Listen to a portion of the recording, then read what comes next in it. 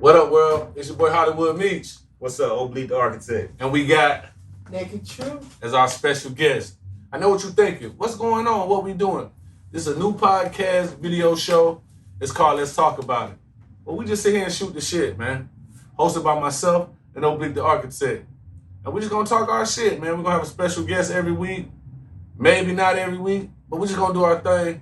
And y'all can send us questions, what you want us to talk about. We're just gonna talk our shit, man. Let's talk about it. From personal, non-personal, just everything. We're gonna let you know the city, let you know people in the city.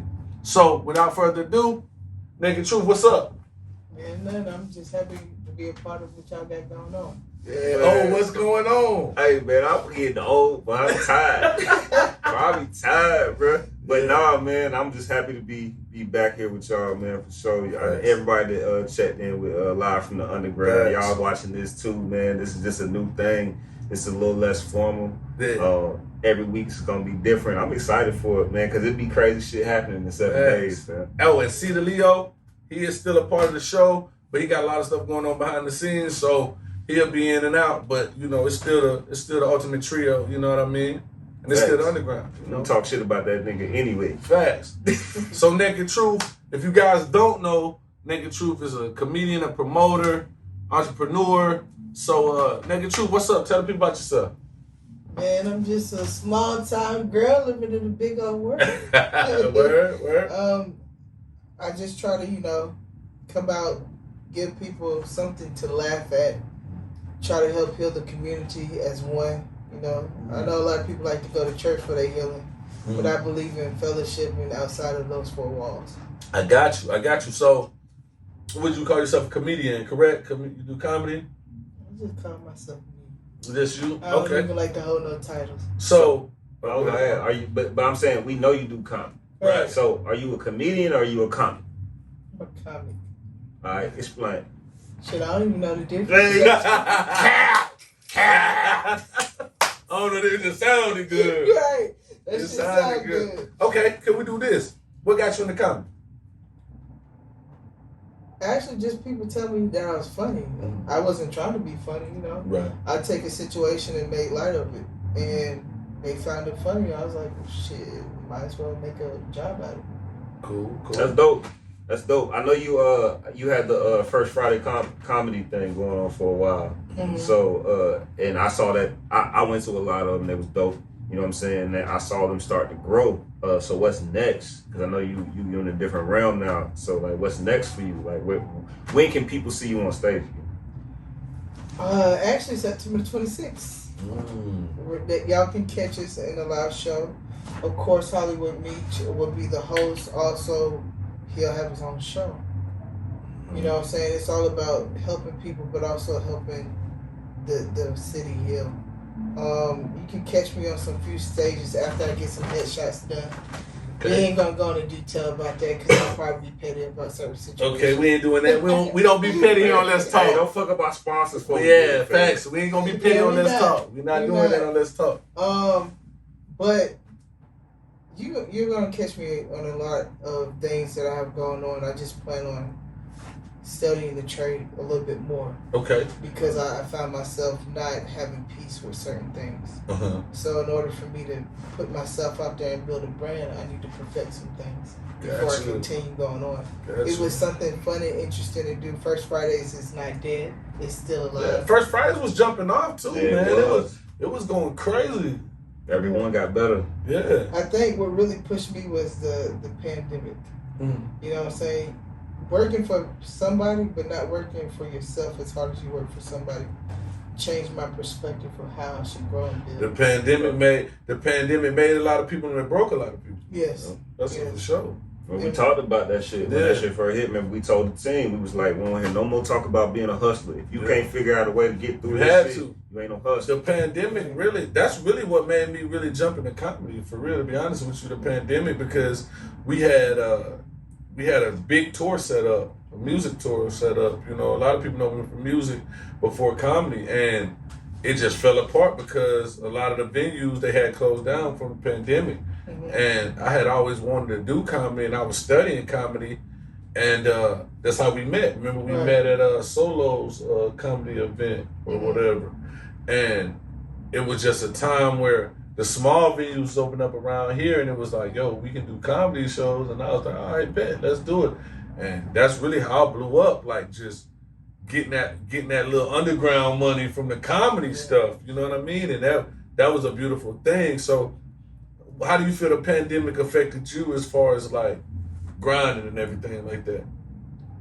I think it affected me by pushing me to become a better me. Okay. Influencing me to see what was needed in the area. You know, you got your regular things that go on, but you don't have anything for people to have really enjoyable situations or circumstances outside of clubbing. Mm-hmm. You know, it's always fun to get a new number. It's always fun to buy a different girl or a different spirit or a different being a drink. Mm-hmm. But is it different when you go outside it without going inside a zone where it's non-judgmental? You feel me? Of course, certain people are going to judge certain comics, but can you go there just to enjoy yourself with different people outside of the norm? I'll say for me, like, just being from a consumer of what y'all was doing, like, for me, I definitely agree. It gave me something new to do, but it gave this area like more of that urban feeling that we be craving. You know what I'm saying? Like, yes, you can go to the bar, yes, you can go to the club, but like to go to a lounge or a speakeasy or a comedy club, like that's some Atlanta shit, that's some Orlando shit, that's some Miami shit. That's like, you know, that urban shit that, you know, especially urban people, you know what I'm saying? We be needing that shit. And like, I remember how First Friday started and then where it went to, and I was like, it became something that we look forward to. Like, I was pulling up with the squad, like, hey, bro, we're gonna get some drinks and we're gonna go to the comedy show. You know what I'm saying? And we can go to the club after. I ain't gonna say the name because they ain't paying. Right. We can go to the club after, but we gonna hit this comedy show first. And the time was so dope because the comedy show be over by the 11. Facts. And you can go do what you gotta do with real niggas come pregame over this. We stroll on down to the comedy show, have a good time. Every time at the end of the show, everybody, what y'all trying to do? Right. It was going home. Yeah. We're gonna find something to do. So what made you want to do that? What, like, because you know it's easy to be looking at my dog. He over here looking up questions and shit. But what made you want to step from the whole being a comic and really like put on for comics? Because it's easy to, you know, to be like, okay, I want to try to do this comedy thing. Did you feel like it was a void here when it comes to comedy, or what made you want to step into the promoter role and really bring Fort Walton and 850 comedy to Fort Walton? What made you want to do that? I'm a hustler by any means.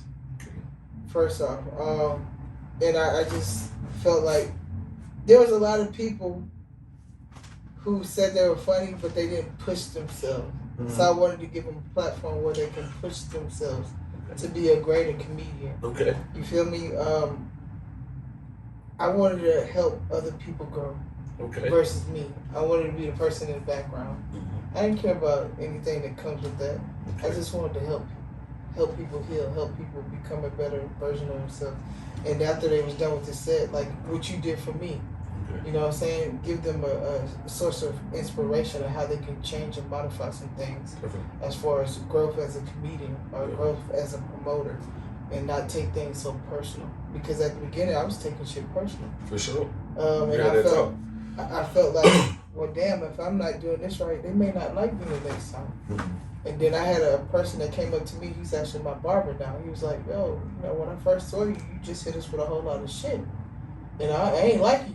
I was like, oh, shit. Oh, so you one of them Christians that judge first and ask questions later, huh? I was like, well, shit, don't like me still. Like, I don't give a fuck if you don't like me or not. But I think maybe he was coming from a consumer standpoint, though. He could, but there's some shit that he don't do right. Nigga, you still fucking up my line. I'll say this, though. It's a thin line, man, because at this point, you part of the 850 entertainment scene. You know what I'm saying? And you gotta understand, like, it's a thin line between haters and constructive criticism. And the thing is, what I learned is, motherfucker ain't gotta tell you shit. Right. Motherfucker can stop supporting It's a fact. You know what I'm saying? Motherfucker ain't gotta tell you shit. So like, if a motherfucker go out their way to say some shit about you, but they not saying it to you, that's called being a hater. But if a motherfucker take their time to one-on-one give you, hey, I didn't like this, what if you did this? This is right here, this is rub me this way. That's constructive because they coming to you. Right. And a motherfucker, think about time as a resource. It's a fact. So for a motherfucker to take time out their day to give you a one-on-one, motherfucker ain't got to do that. Motherfucker could just took your money and cut your hair, goddamn. Right. Like, That's real. That's real. And it's a very thin line between hate and constructive criticism. So you got to always consider the source. I know, like, you know what I'm saying? My OG, Ice. That motherfucker will criticize the living fuck out of you, dog.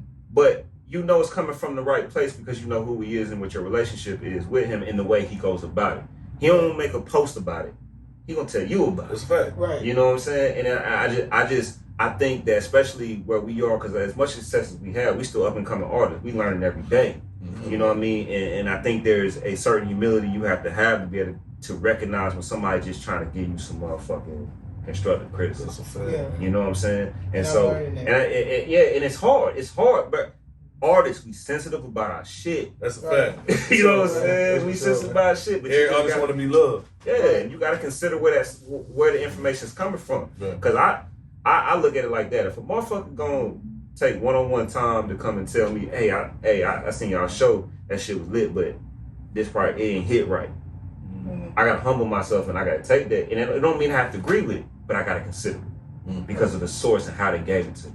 Now, if I get on the book and they like, oh, we went to a stranger show, do you think it was trash? Well, that's hate nigga shit, because you ain't never been to a lame ass stranger show. Right. That's for sure. You know what I mean? So it's just kind of And figuring. I think when it comes from in person, like from your bar, I wouldn't take it as like it's not him being perfect because what you are an entertainer. And when you do that, you put yourself up for criticism and for critiquing, just like he would with his haircuts. You get what I'm saying? And for him to say that is to say like, hey, when I saw you when I started, that wasn't my cup of tea, but now you are better. Right. You know, and I feel like in any artistry and artist, we need to take that to heed because we live in a culture now where everything's hating, and everything ain't hating. Some people really want to see you do better and be better, and their interpretation of you may not be the end all be all, but it's still an interpretation. And as an artist, as somebody you deem important and someone who will pay to come see you, sometimes you have to take that into consideration. And that's, and that's real, man. Yeah. And the fact that he even recognized growth, that's real. Like it comes with this game, man. And this is a hard industry to be in. Entertainment is a hard industry. You gotta have thick skin, and a lot of time your skin ain't as thick as you thought it was until motherfuckers say some shit you don't like. Shit, I know mine was sensitive as a motherfucker. And see, like, I didn't think I was that sensitive until I got into this shit. You know what I mean? It was crazy is you judge yourself more than anybody. So when somebody say that thing that triggered that thing that you already thinking about, And to me, nigga. to be honest with you, it wasn't even when I got into it. It's when I got successful into it. You know what I mean? When you start getting thousands of views, and I ain't saying little, I'm talking about hundreds of thousands of views, and when you become kind of like known, and I hate using the word celebrity because people probably be like, oh, yeah, niggas know that shit around. But when you become, because we traveled nationally, you know, on the music side, and then when it became me being like a well-known host, now stepping into being a well-known comic, you know what I'm saying, a comedian, it's like, damn, you open for scrutiny from all angles. And we live in a time where you can get behind these and say whatever the fuck you want to. Right. You know what I mean? And you can't run up them like you want to. Now, I'll be sure, you know what I'm saying? You can't do that. You have to deal with that. But I really feel like anybody that's able to come up to you that you understand, that you know, like a barber or a friend or somebody that's really into what you're doing, I feel like it's okay to take that in. You may not necessarily have to digest it, but it's okay. It's okay to take a nibble of it and see what it tastes like. You get what I'm saying? That's a fact. Yeah. And so on that note, you have something to add on that? Nah, man, I agree. I agree. I just think it's dope. I just think I love being here with other artists, especially like you in a different lane in turn. You know what I'm saying? I'm a producer, engineer, artist. You know what I'm saying? I make music. Music is my game. But being like that comedy shit, like A lot of people don't know I got a degree in theater, like, and my senior capstone, I had to do this one man show, and I had to pick 3 different styles, and I picked stand up comedy as one of my styles because I was so afraid of it. I can't even guarantee this shit was funny, but I put the work in. We talked about the process. You know what I mean? So I respect what y'all do, both of y'all. You know what I'm saying? Because I get it, bro. Like, it's not something just anybody can do. You know what I'm saying? And it's such a niche thing. You know what I mean? Right now, damn near any nigga that wants to can go make a song. But everybody can't motherfucking comment. I don't give a fuck. You ain't funny, nigga. You know what I'm saying? So I just say respect, man. I would like to ask you a question. Since you are tapped into the comedy scene, who are some up and coming comics that you got your eyes on that people should check out? As far as local? Anywhere, wherever you stomping around at. Just put some names out there so people can Google it if they want to. I want to bring Flames Myro here. Just hilarious. Haha Davis. Okay. There's some definitely Hollywood Beach.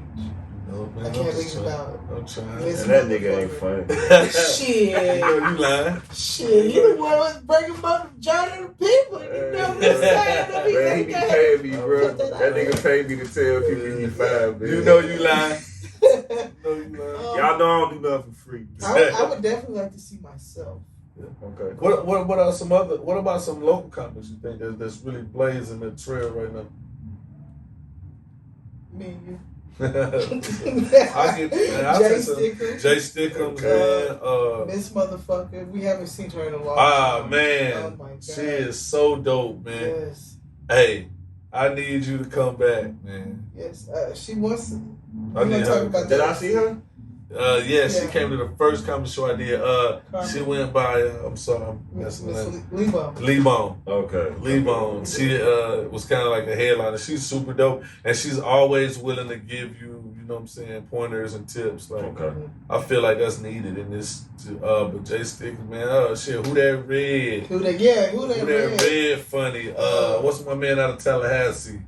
Oliver Mitchell. Yes, man, there's so many. If I'm forgetting your name, I'm sorry because I'm on the spot. But I done shared the stage. Church boy, yeah, man. We done. I got to throw one out there. Because it's my dog, JJ Curry, boy. JJ Curry, man. Shit, man, my boy Willie Fontaine. DC so funny. Like, it's a lot, man. It's a lot of cats out here doing their thing, and I just feel like around this area. It's man, we just gotta come together and like figure it out though, cause it's a lot of funny cats. And if I miss, my man, I'm forgetting my man, bro. He like, damn, what's my man name? He out of Pensacola, dark skinned dude, kind of heavy set. DK, man. Shout out my boy DK, man. He funny too, man. Yes. He really doing his thing too, man. There's a lot of people I'm forgetting, but I'm sorry if I forget you. But y'all know y'all funny. But let me ask you another question. How has things changed for you with this, like, you know, from being, you know, your regular self to being a naked truth? What can you say? Give me some pros and cons of what's done changed for you. I would say growth. Start for me as a person being straight. You know, just watching my temple for people.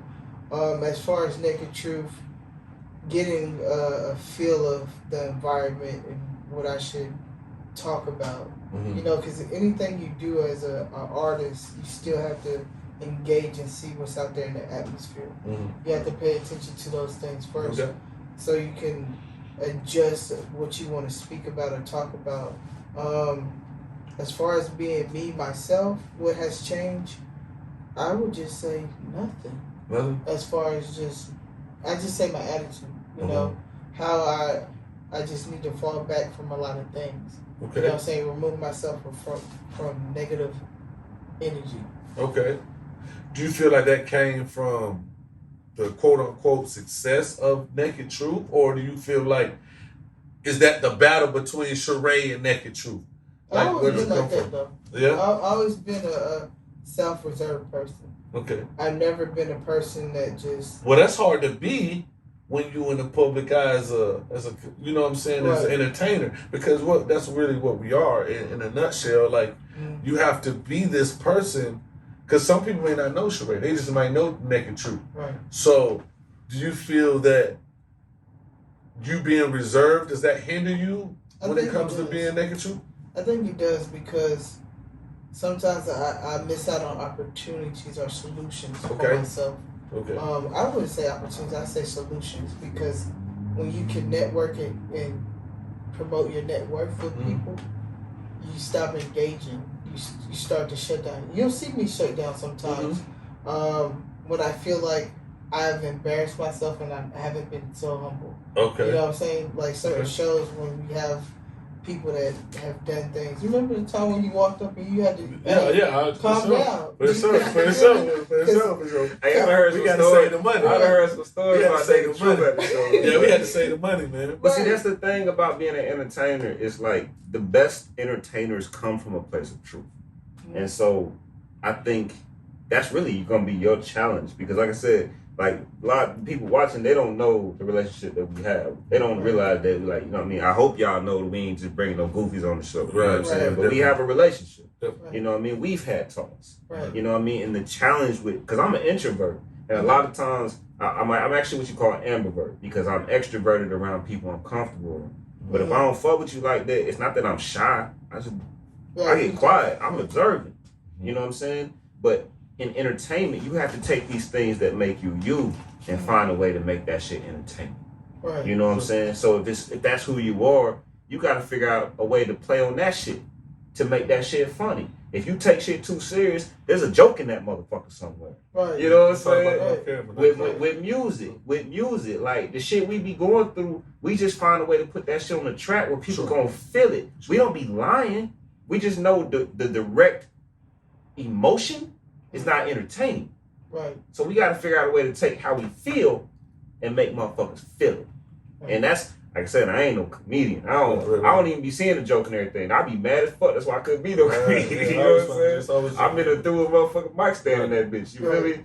But I think that's your challenge. Your challenge is really just to take these things that are you and find the joke in it. For sure. You gotta make for you literally gotta find an antidote in yourself. Yeah. I try to. Well, no, I do it based on the scenario. Like, for instance, my mom is a great example. You'll hear me talk about my mom and people are like, oh, why did you say that? Because me and her can laugh about that. Right. You feel me? Just because you're not involved in that relationship personally doesn't mean how can you get sensitive about some shit me and my mom joke about? Right. And that's what I say too. Like, it's so hard, really. I think it's harder to be a comedian in this day and age than it ever was. And there's no knock to the people that came before us and paved the way. But I feel like a Bernie Mac, a Richard Pryor, in this day and age, they get canceled. Yeah. Because everybody's so sensitive. You know what I'm saying? Like, it was a joke that I do. I talk about my daughter. And my daughter knows a joke. Her mama knows a joke. And I had somebody say, oh, that offended me, and I left. And all this, it was a lot of BS. We ain't gonna get into that, though. Right. There was a lot of BS, a lot of false propaganda, but you can't stop the show because this guy's playing, it ain't mine. But they said something, and in my mind, I'm like, okay, well, how can you be offended about a joke about me and mine? And me and mine know the joke, and 90% of the people laugh. Mm-hmm. But see, even though those comments that you said, they might have got canceled, and I said it too, but after I said it, I thought about it because I was thinking about the type of people they were. Yeah. They probably would have been successful because the only motherfuckers in this era that remain successful, even after offending people, is the motherfuckers that don't give a fuck. But see, not in this time. But you can't say, like, if you go to Kings, you watch Kings of Comedy, right. Some of the shit they say in Kings of Comedy, you can't say that. Right. You can't say, faggot or nothing like that. That's no disrespect to anybody, and it's crazy that we have to say that. Right. But you can't say some type of things. And being a comedian, we find, like, real comedians that right here, it's always open, and it's always finding a joke in anything. Right. Things that happen to me, the house I grew up in burned down. I made a joke. I got a joke about that in my stand-up. Right. Because to a comedian, it's always something funny and everything. J.J. Curry, he makes a joke about his dad being a crackhead. Yeah, and that shit funny as fuck. And it's funny as shit, right? Yeah. How the shit he learned from his dad being a dope. But it's some people that's going to be sitting like, no, you can't do that. I was an addict.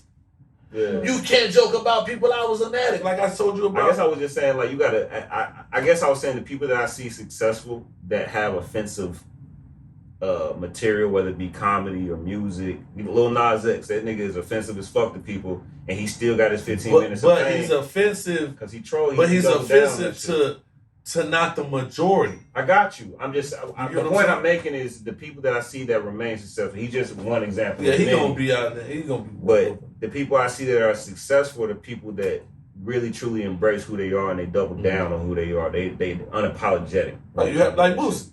Facts. But also Boosie's not mainstream made. That's true. You feel me? He has his own way, and I feel like us, like what I said earlier when we were talking that thing. I said we have we are blessed because we're underground comedians, underground entertainers, underground musicians. So we have a core following that keeps us fed. Right. But I think once you get to a certain plateau in this mainstream and you got these big people backing you, it's certain stuff you can't do that they ain't gonna let you do.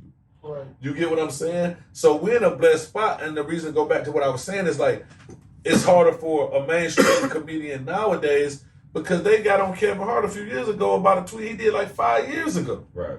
You get what I'm saying? So I feel like mainstream is harder to be a comedian than it was back in the day because a lot of people are sensitive to shit that you really shouldn't be sensitive about if it has nothing to do with you. Right. Mm-hmm. Man, me and Clint was talking about this shit earlier. Caesar Leo, Shout out bring to your Caesar Leo. motherfucking ass back on the show. We was having that same conversation earlier because say what you just said again. Because I had an exact. I said about it's harder being a mainstream comedian and a comedian now because of cancel culture, but back then people's opinions. people, yeah. And so I was like, that's what we was talking about. He was asking me about some shit, and I was telling him, I was like, I've got the same. My stance on this shit ain't changed. Right. In probably 10 years, For nigga. sure. Like, we live in this era where everybody feel like their opinion matter. Like, your opinion Facts. don't fucking matter. It only matters to you, and that should be the only person it should matter to. But people have this thing about them where they think because they feel a certain way, everybody got to feel that way, and if not, now we got to argue about it. And if you don't agree with me, like I got friends that I'm close friends with, we have completely different views about some serious shit, but we still friends because we're mature enough to say we don't have to agree with each other. Right. You know what I mean? My stance on it has been the same. Like, if you don't like it, don't support it. It's that simple. If you don't believe in gay marriage, don't marry a gay nigga. Facts. You know what I'm saying? Facts, like, you can't tell another motherfucker what to do. Yeah, that shit don't bother They gonna do what they want to do anyway. Right. You creating problems. You're severing relationships that could probably be a blessing to you because you have an opinion about something. If you don't like quote unquote the gay agenda in the media, stop supporting that shit. But it be the people that say they don't support this shit the most that's always sharing it and talking about it. But I can also say this too, though. It's an agenda. A lot of people don't give a fuck. Don't give a fuck. 90% of people don't give a fuck, bro. It's like, but what it is that, like, actual gays, they don't give a fuck about what you feel about them, how you feel about. As long as you ain't fucking torturing a motherfucker. They don't. But when you get this thing like the LGBT community, that's the thing they paint. Like I can say it too with the Black Lives Matter thing. Right. Real people that on shit the got ground. perverted like a motherfucker. Real people on the ground with it. Yeah. We in it. Right. Like I'm gonna stand for my people for real. I don't give a fuck what y'all talking about. Right. Because I'm out here on the forefront for real with it. Right. So there's nothing you can say to me. Oh, the Black Lives Matter. This. Where were they at when Buddy got shot? I don't know where they was at. I know where I was at. I know where I was at, exactly. You feel and me? I know what I was doing. And I know when motherfuckers said some crazy shit to me in real life, not social media. Motherfuckers said some wild shit to me in real life. I know how I checked them in real life. But that's what I mean. People have this thing where they think that how they feel about it. And this social media era is so weird. It's such a weird time to be alive because people just get on there and talk crazy. They do. But you really ain't doing nothing. And you really don't care as much as you say. Right. But my biggest thing is we live in this era where attention is the biggest drug. Right. And people just do things for attention. Like if you don't like it, don't support it. But you giving this energy to it means that you care about it way more than you pretending like you care about it. Perfect example. We talked about this too. Like I was on Facebook and I posted a post about what's my man from Fast and the Furious? What's his name? He died. Paul Paul Walker. He put something on. He was like, "Hey, before you go to bed, just know somebody in the hospital that wish they wasn't there. It's people that's homeless that wish they had a house. You know, stop being depressed. Mm-hmm. Now, I posted that, shared it. Now I understand depression is real. Is real. Mm-hmm. I know that that's a chemical thing too. But what I was posting was not about the depression. We're talking about the emotion. Like, cause sometimes I'm depressed. Do I suffer from depression? No. But do I get depressed sometimes? Yes. Do I feel defeated? Yes. So I posted this, and someone who I met through my music, being a fan, I'm not gonna say their name or whatever, or this and that, they jumped on there and was like, you just can't shake depression. Getting on to me like this. And I have a rapport with this person that they could have inboxed me if they Right. but they jump on there. So me, being the smart guy I am, hey, I'm well versed in psychology. And this is the scientific name of depression. Mm-hmm. Now, you may suffer that. And I said, I'm sorry that you suffer from that. But this post is not poking fun at your depression. It's not poking fun at your chemical imbalance. I'm saying, hey, people that are down in the dumps and you feel bad, don't be depressed. Never once did I say, oh, if you're suffering from depression, get over it. So I got not friends on Facebook. Guess what? I don't care. Right. That I'm not your friend on Facebook. This is what people do. This is what people do. Let's talk about it. Let's talk about it. This is what people do. People have a conditioning. They got the thing, the wiring they have that help them survive this far. They have this thing they believe. They have this whatever about any topic.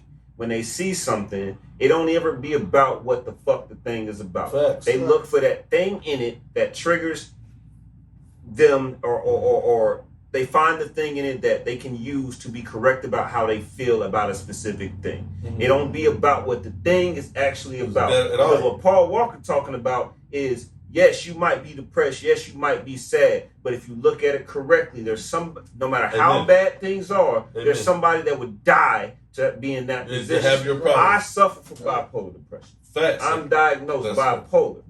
And I understand when you in that place, when you in that sunken place, it ain't just no pulling yourself out of it. But guess how I get out of it? Facts. I start remembering that it's people got that shit worse than me. And it's not saying that's an easy fix. I'm saying that exactly what Paul Walker's talking about in this quote is the truth. It ain't got nothing to do with what you like you say, your chemical imbalance. And it was He's talking about if you're tired of being depressed, if you're tired of being sad, this is things that you can think about. These are the things that you can do to pull yourself out of it. But everybody's not going to look, because some people just want to have something to argue with because it triggers something in them that they just want to say something about. And the crazy thing about that, she's a condition of right. And I gave the rolling eyes emoji. She's like, oh, why you rolling eyes? Because I knew where this was going. I could have jumped on there and be like, yo, my best friend's fucking suffers from bipolar. I talk to him all the time. I talk him off the ledge. Why would I do that though? Right. You feel what I'm saying? You don't know that I have a family member that's manic depressive, that I have held from fucking suicide. But why would I say that? But this is the thing people don't understand. Like, they just jump behind these keyboards and they say things like, oh, you're attacking I would never. Everybody need to be mad about because everybody needs to be mad about something. And knowing that you know me kind of as a person, you could have hit me up and be like, yo, that was kind of offensive to me. And we could have had a conversation. I'd be like, yo, that was not what it was about. But people need to feel like there's somebody and there's something. And you deleting me off your Facebook hurts me none. Right. The thing is, they think that stuff, they do that shit because it's exciting. Like, drama is exciting to people in this era. Like, having a problem, like being able to say, yeah, because I know exactly what you're talking about. And we have mutual friends. Yes, for sure. And you guarantee that conversation was, well, did you see what who wrote? I blocked them, or we ain't friends on whoop, like, because that gives them something to do. And I'm not trying to disrespect you if you're watching, because we're still friends on Facebook. I'm just we talking about. I never had no issues ever. What it is people need something exciting. Because like I said earlier, back to the point I made earlier, I have friends that literally, we have extremely different views about some serious shit. For sure. We're still friends. I would still trust this motherfucker with my life. For sure. I just wouldn't trust him with my vote. You know what I'm saying? It's like shit like that. It's like, we don't have to agree, but you disagreeing with me should not be an attack on my character. Right. If you know who I am, we don't have to agree on the topic, my nigga. And that's what killed me with it. It was just like, yo, why would you even come for me like that? And what I have to understand is that, and this is why one thing I understand, I'm in a place of where you have to watch what you say. Not watch what you say, but how you engage with people on social media. Because people from the distance don't know who's who. And then you may have somebody else jump on there and they defending me. And they may come at this person, and at the end of the day, they may be triggered, and that's cool. And I apologize for trigger, because I even said in the post, I was like, yo, I apologize you go through what you're going through, but that doesn't change my view on this post. Right. You understand what I'm saying? Because I got people that have come to me, because shit, God forbid, what if he'd have jumped on there? You know? But he doesn't get down like that. But what if he was one of them people, hey, nah, this is my man, he done did this, blah, blah, blah, blah, blah, blah. Right. And then it's a long thing. Right. And then it's a battle.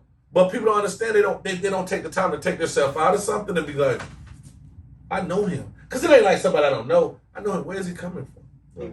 And see, and now you understand what, remember back in the day we had this conversation, and I was like, when people write negative things or just write any type of combative shit, I remember I told you, don't respond to it. Leave it alone. But before, my reasoning was different, and it's kind of evolved. Before, my reasoning was, all these people write this positive shit on it, and we don't say nothing to them. But if somebody writes some negative shit, we got everything to say. To me, that's disrespectful to all the love you get. Like, if it's negative, let it be negative, let other people defend you. But now, for me, it's more like, there's only 2 motherfucking resources in the world. One of them is non-renewable. Time and money. I'm not wasting my time going back and forth with a motherfucker. Like real shit, not on social media. If you want to have a conversation, I'm a real person in real life. Yes, with facts. You know what I'm saying? Especially if you can get in contact with facts. Like we have a relationship. That's what I'm saying. We have a relationship. Facts. And if we don't have a relationship, I'm definitely not going back and forth.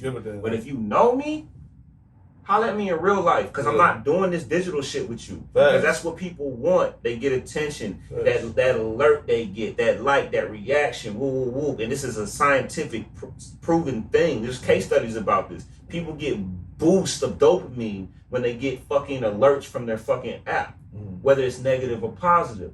But when they get to argue, dopamine is released. You would think it would be something else. But getting able to engage in them. You ever see them back and forth? Yeah, I don't do nothing. There is literally a chemical pleasure response to this fucking bullshit. And a lot of people that really don't have shit else to do, if you notice, older people got all the time to go back and forth on social media. I don't do it. Have you noticed that shit?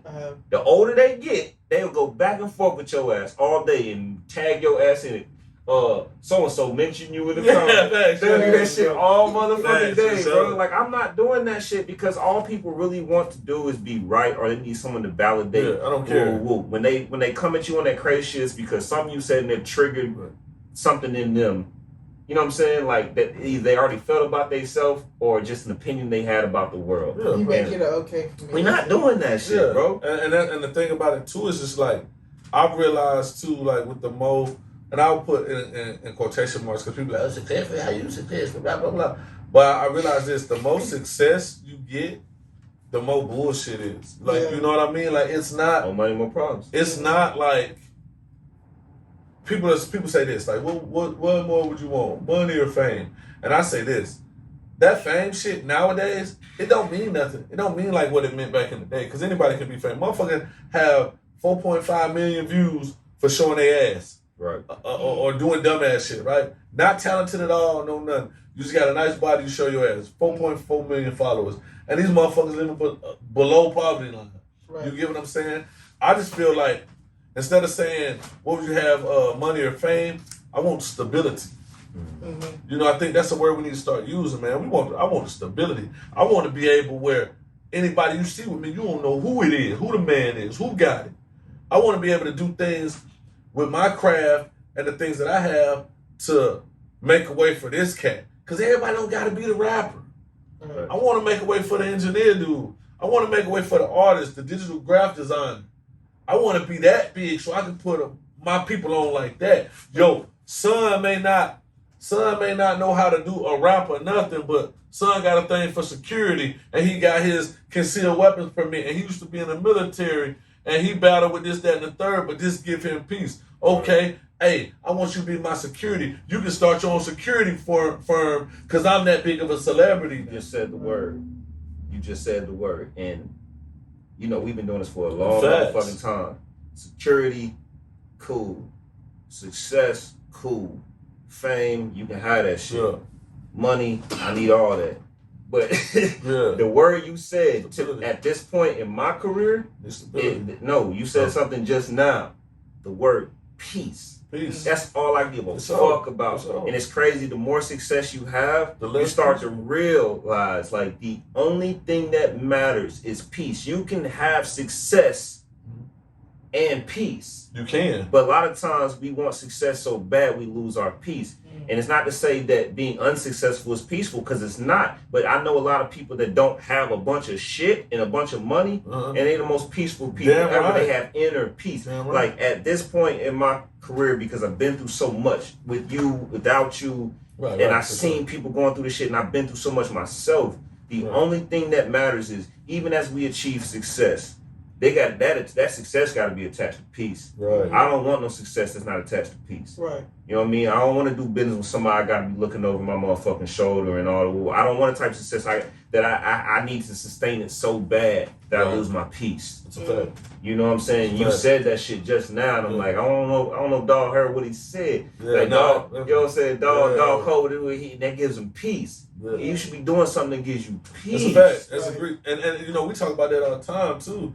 Like, it's about peace, bro. Like, the thing about it, what people got to understand about money, and I've been in a place where I've had abundance of, and I've been in a place where I've been fucked up. Money doesn't bring none of that shit. Money just makes you free. Yeah. It gives you a freedom, because if I ain't got to worry about my water bill, I don't got to stress about my rent, I don't got to stress about my car note, I have freedom to worry about other things. Right. It's always going to be a problem. The worry's always going to be. It's just a different kind of problem when you got money. Yeah, you got money problems, and then you got not having money problems. And you know from being successful, and then the success you've had from comedy, do you understand? You are way probably more stressed doing comedy now than you was when you first started. Oh yeah. Because with success comes trials and tribulations. It's something I said the other day, man. I said we were talking about the house fire and things, business adventures I've lost in. And I said, you know what? It's because I'm so blessed. Because the bigger your blessing, the bigger your trials and tribulations gonna be. Yeah. When you broke, your trials and tribulations, like, bro, I gotta eat, I gotta pay these bills. But when you got money to pay them bills, your next trials and tribulations is like, oh, I gotta watch son might be trying to take from me. I gotta watch my accountant. The problems don't go away. Right. Problems just transform into something different. So, you know, I practice Buddhism. Yes, and so, like, know your hold of the gig, yo. You know, I do that shit. So, like, in Buddhism, they teach, especially the specific type that I practice, they teach you that everything you desire creates your next set of problems. And so, we had this conversation. Yes, we did. When you walking, you ain't got no car. You know what I mean? Your problem is not being able to get the way you This so real. I'm going to take a brief intermission. You keep talking, I got to use the bathroom. That shit, let's talk about it. But we talk about this shit, like, so when you don't have a car and you need a car, your problems are you need to be able to, you can't go where you want to go when you want to go. And then when you got to be on time, you still got a job, you got to be on time for, all the problems that come with not having a car. Right. You know what I'm saying? So then you grind your ass off, right? You get that car. Now the pleasure comes in getting the car. You feel great. And then you got that first note come in. Right. You got to pay that note. And now this $300-400 that you used to just have, now it's going towards this car. So now you don't have money for other things. That's another problem. Then there's maintenance on the car. Then there's gas. You know what I mean? So there's that. Then you have people that live in roommate situations. They don't have their own place. All they want is their own place. So you desire your own place. So then you rent a place. But now you rent that bitch by yourself. So now you got your rent, your utilities, you know what I'm saying? Maintenance. But then even a renter, they desire to be a homeowner. What they don't realize is by owning a home, you create your next set of problems. Because now you got taxes, you got mortgage, you got lawn care, you got maintenance. You know what I'm saying? So it's like in everything that you desire, in entertainment. Like when we was doing, all we wanted was a big ass crowd. when you don't have that crowd, your problem is how do I get people to hear my shit? How do I get people to come see me? But now you gotta buy all this merch, you gotta pay, you gotta learn how to promote, you gotta spend time and resources. So I can keep going. But that's the whole point. It should come with peace. And if it don't come with peace, because it's always something to desire. And whatever you desire, you're going to get it if you truly desire it. But it's still going to create your next set of problems. There's never not going to be a time when you don't have problems. So that thing you desire, still got to come with peace. And that's on you. You know what I'm saying? Yeah. Don't ever want a situation and see a situation that you know ain't going to bring you peace and step into that motherfucker anyway. That's like being thirsty and be like, damn, I'm so thirsty, I'm going to drink this poison. I'm not gonna drink poison because I'm thirsty. Never that thirsty. You know what I'm saying? I'm never that fucking thirsty. You know what I'm saying? But everything you desire is gonna come with a problem. That's where you still gotta know how to find that peace in it, and you can't deal with people that don't want peace. You know what I mean? But that's what I picked up on what you were saying. I was like you gotta be aligned with people that want peace. You gotta align, and it's like that's what coaching is, even being in charge of a team. Like when you putting your team together for this comedy, for your next wave or whatever the fuck you're doing. Make sure you don't put motherfuckers in a position because they can do the job. Put motherfuckers in a position because they want to do the job. That shit bring them peace. They're aware, and they're aware of what they're doing, and you gotta understand what you're doing it for. Like I always say this, man. I always tell the young cats this, we've talked about this before. If you put the work in, the money gonna come. Right. Stop being so fixated on the money. Stop being so fixated on the finish line and worry about the start line. You gotta worry about the race. Because if you running the race, guess what? Nobody makes it out this bitch alive. We all gonna fucking go, right? So from the time you born to the time you cross that finish line, it's a race. Nobody thinks about death. Because Kobe said it best, because everybody think they got time. Nobody thinks about death. Guess what we think about? What we're gonna do tomorrow? That's the race. So why fixate on something like the money? Well, if I do this, I start this, I'm gonna get the money. If you put the work in, the money gonna come, no matter what you do.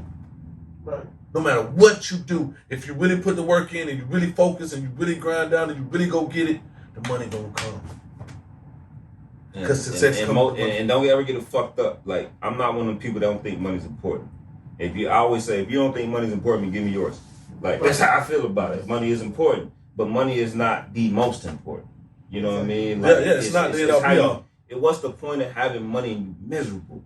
And being miserable. I know people that got plenty of fucking money and miserable. I know people with millions. Like we rub shoulders with some of the most successful people, man. Artists we open up when we see them. When you get to see them, you get to talk to them. You're like, oh, cuz ain't really happy like that. They stressed. Yeah, fam ain't really happy like that. But fam just left in a fucking large limo, like. Right. But we talking to fam, and fam like. He want to be us. Right. He talking about him, but he want to talking about when it first started, how it felt when it first started. Like, and we trying to be where you at, you know. And I've always felt like success is a perspective thing. You can have this man that's I'm one of them people, bro. If my shit ain't right, if my bread ain't right, my family ain't straight, my mans can't call on me if he needs something. I'm stressed. But that's just me. Because I also view success like, you know, he'll tell you, boy, that money, like that money. I'm like, all right, cool. Because I've left money on the table. Right. I probably left, man, us being business partners, he'll probably tell you, it's been some business opportunity we probably had. I'll be like, nah, bro, it just don't feel right. And it could be money on the table. And I'm like, oh, yeah, I don't feel right with that, son. Like, and because he trusts me, he like, bro, we can. I said, bro, I don't know if this don't feel right now. And sometimes I'm right, sometimes I'm wrong. It's okay to be wrong. But I'd rather be wrong. Right. I'd rather be wrong and we go figure it out somewhere else. No, I'd rather be right and let's go figure out somewhere else. And I'd be wrong when we go to it. And then that shit knock us back 5 years. Yeah. You know. And you never know, man. And you never know. It's just about trusting your instincts. But ultimately, like the word you use, it's about peace and everything that you're doing. And it's crazy because I got a birthday coming up in like yes, 2 Lord. weeks. It's a real one birthday, man. And, September 20th. And it's never been clear for me moving forward. Fucking Virgos. You Virgo motherfucker. The more success that you have, like, you know, so you know what success, let's talk about it. Let's talk about it. You know what success did for me. Yes. You remember when I was fucked up. You know what I'm saying? For sure. And Right? You've seen me fall even while being successful. Yes. Because I didn't know how to handle certain levels of success the right way. Sure. But that's why you need people that love you. You know what I'm saying? But at this point in my career, that's all I look at. Like he talks about stepping away from the table. You know what I mean? Like there's people I don't even work with that I know they do business wise, we can do good business. But who they are as a person, I can't rock with you like that because you make me nervous. And not that I'm afraid of you, but your energy makes me nervous. Like I don't want to attach myself to that. You know what I'm saying? It doesn't give me peace. It's the opposite of peace. You know what I'm saying? And at this point in my career, like I wish I had known this earlier on. You know what I'm saying? But at this point, it's like now when I'm considering you, first of all, you got to have the skill set as a prerequisite to talk to me. But me having peace with dealing with you is what's going to decide. That's why we have meetings with people before we even sign a contract, even present a contract. We're going to sit down and talk because it's who you are. It's the vibe I get off of you that's more important than what you can do. It's real. You know what I'm saying? I think people should pay more attention to those signs as well. I think I've had a lot of dealings doing the comedy shows and stuff like that where I tried to give them a benefit of the doubt. You know what I'm saying? I was too nice. Do you think that it was because when you were early on with it, do you think it was just, and this is an honest question, do you think that it was you were so hungry to make something happen with what you were trying to do, even though you got that vibe, you just went forward with it because you wanted It wasn't that I was success? Hungry. It wasn't that at all.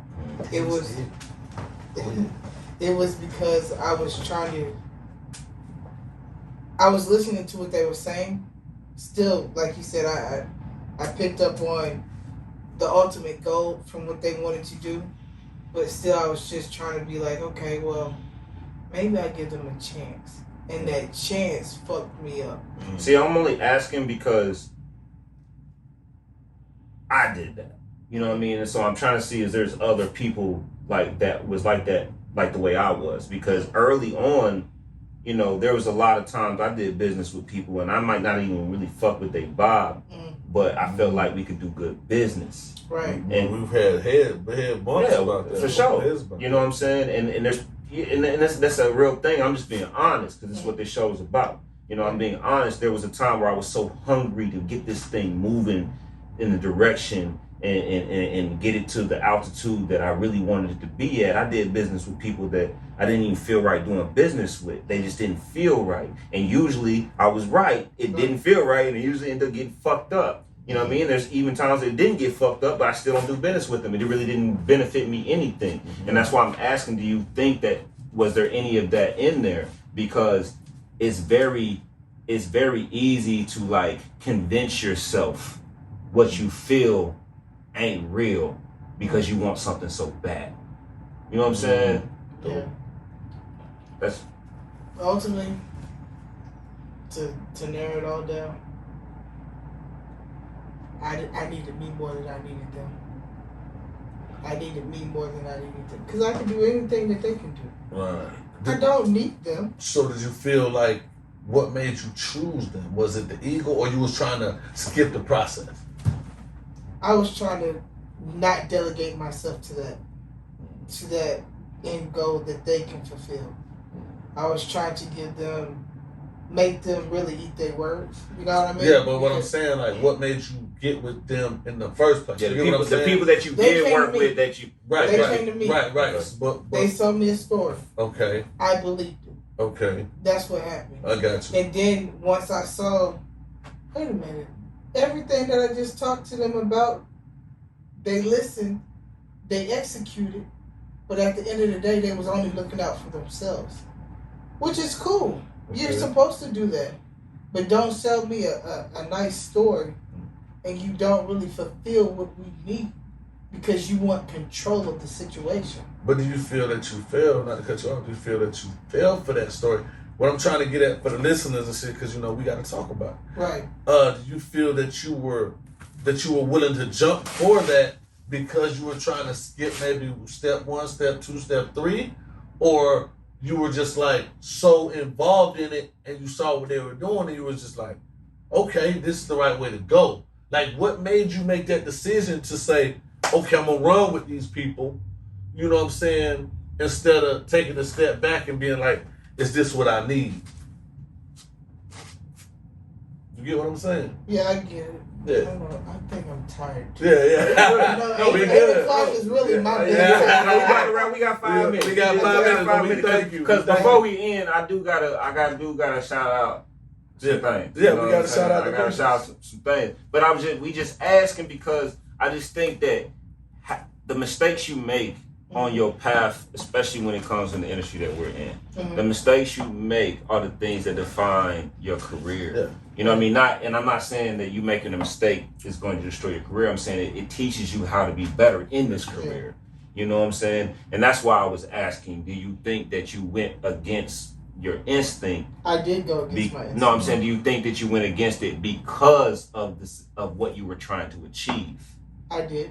And so, like, Yeah, that's what I'm really asking because, like, early in my career, that's what I did. Like, I would deal with people, and I'm like, I don't know about dog. You know what I'm saying? Right. But I'm like, I gotta take a risk. You know what I'm saying? And like, and literally, what I wanted out of it trumped how I felt about that specific relationship.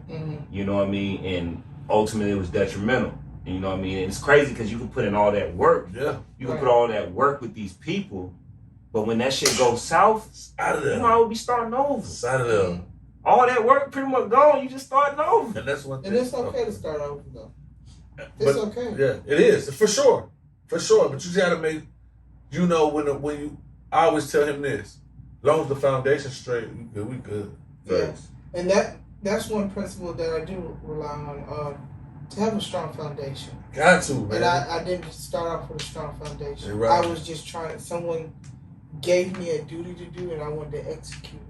So basically, yes, I did skip some steps. Yeah, that's what I'm trying to get at.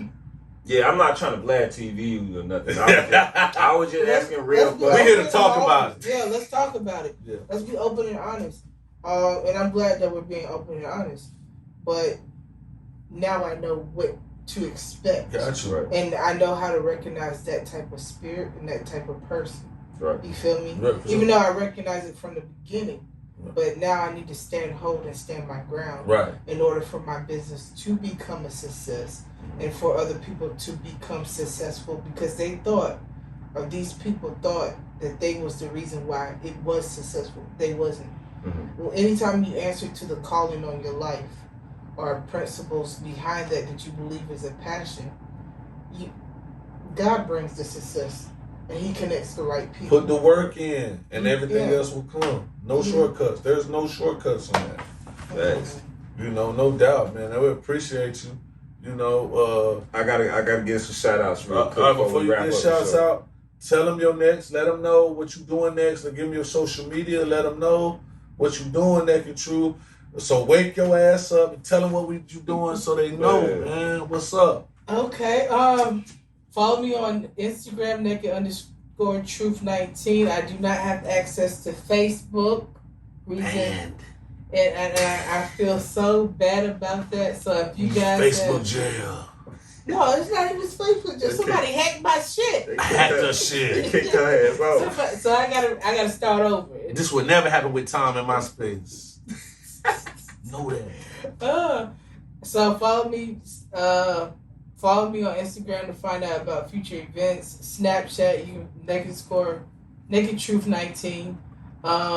September 26th will be the next date. It will be 2 shows at Enlightened Studios. 2 shows. Hollywood Meach will be the host. He'll be the MC. And then we have some following things coming up. It's gonna be called De La Soul. Word. We got 2 shows that it's gonna be dope. We're gonna put the link somewhere. I'm gonna put them down here. Somewhere. They're gonna be showed up. All right, man. So this is my random stat for the week. Random stats for the week. Check it out.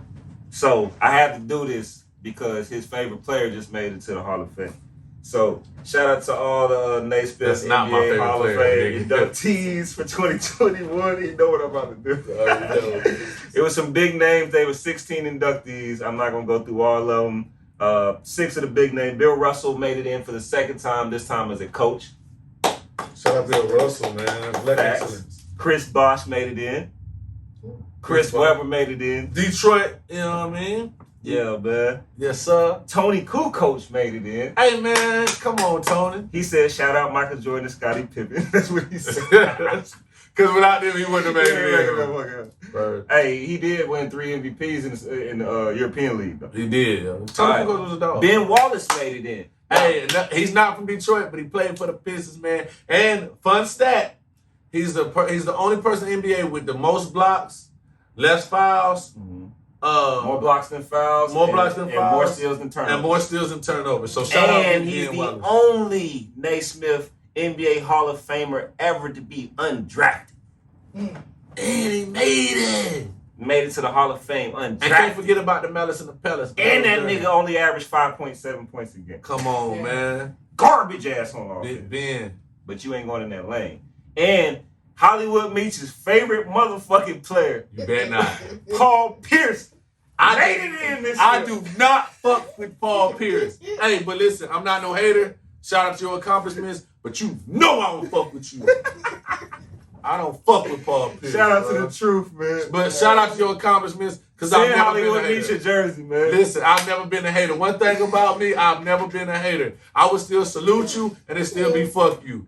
And you know why? Because you talking crazy about my boy Dwayne Wade. Somebody, if you had the people he had, don't ever do that, man. Florida, stand up. But shout out to you, nigga. Send him a jersey. He'll be all right. Don't send me no jersey. Sell that bitch on Amazon. I'll burn that Take bitch. us out of here, man. I'll burn this. But once again, man, this is our first episode of Let's Talk About It. Tell us what you think. Comment below. Send us some topics to talk about, man. Let us know who you want to see on here, man. We're going to make it happen. But this is a show for the city, about the city, to the city. Much love to y'all. The song we about to play to take us out of here, it's a new song, my song, featuring that boy C Free and my brother Oblique the Architect. It's called What's Beast Do. Peace, love, blessings, and we'll see y'all next week. Let's talk about it. Yeah. Good with another one.